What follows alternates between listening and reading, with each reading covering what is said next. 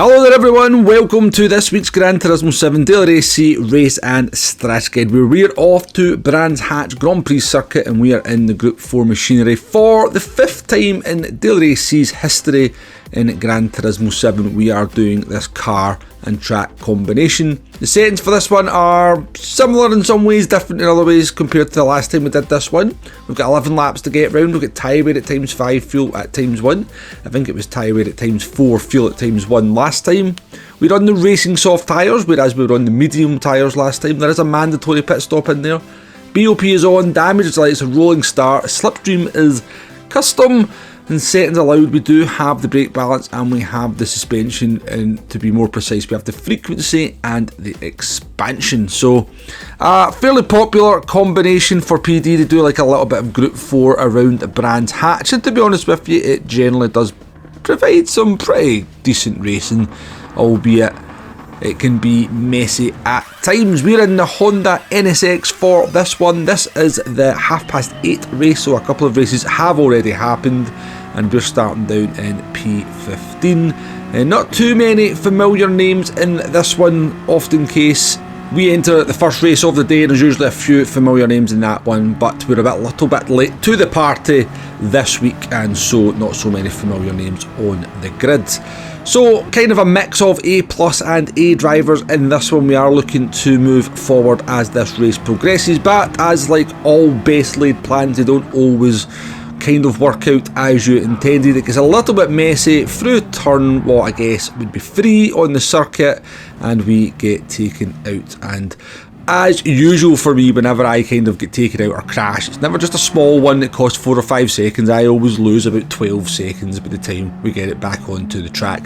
That accident there was simply a classic case of drivers behind me not really adhering or compensating for the fact that an accident was unfolding in front of them, and they basically just kind of drove right through my car as we tried to slow down and adjust. But as we jump forward to lap 4 here, we've caught up to another couple of cars who've maybe ran into a little bit of trouble in the early stages, and we decide rather than fight with them on the circuit, let's jump into the pits because it's now lap 4. We're going to change the tyres. Brands Hatch always has a very quick turnaround, and it's going to take 4 seconds of stationary time to get those tyres changed. Now if you don't change the tyres, you will be stationary for 2.5 seconds less.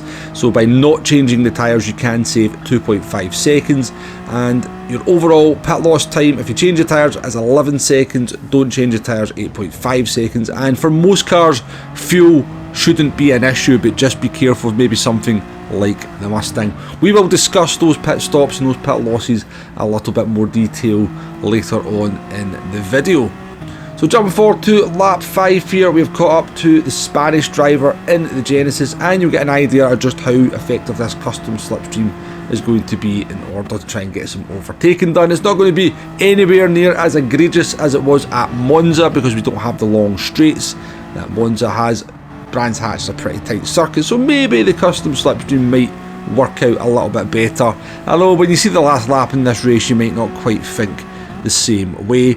We move up into P12 courtesy of the French Lamborghini serving a penalty, and we jump forward to lap 8. We've caught up with another couple of cars. The Lamborghini in front of us has changed the tyres, the McLaren has not changed the tyres, and the Lamborghini goes for a little bit of a robust move on the McLaren.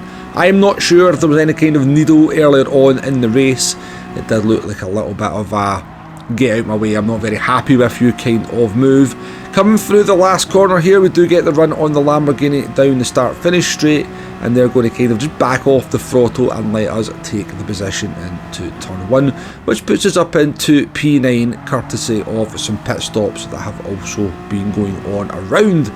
And then as we come into the hairpin, the Spanish driver does back out of it and allows us to consolidate that position. Jumping forward to lap 10, we have caught up with another gaggle of cars here. We've got a Renault Megane Trophy, and we've got a blue Lamborghini that has not changed the tyres, and their tyres are absolutely dead at the moment.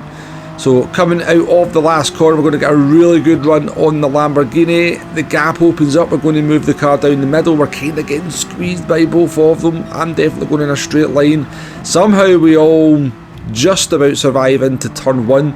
Obviously Brands Hatch is very unforgiving if you end up out on the outside and into the gravel on a lot of the corners. Going to be contact here into the hairpin, and that's because the blue Lamborghini has kind of been down the inside of both the red Lamborghini and myself, and then they just sort of turn into us on turn 3 here, and we move up into P9. It's still very messy indeed.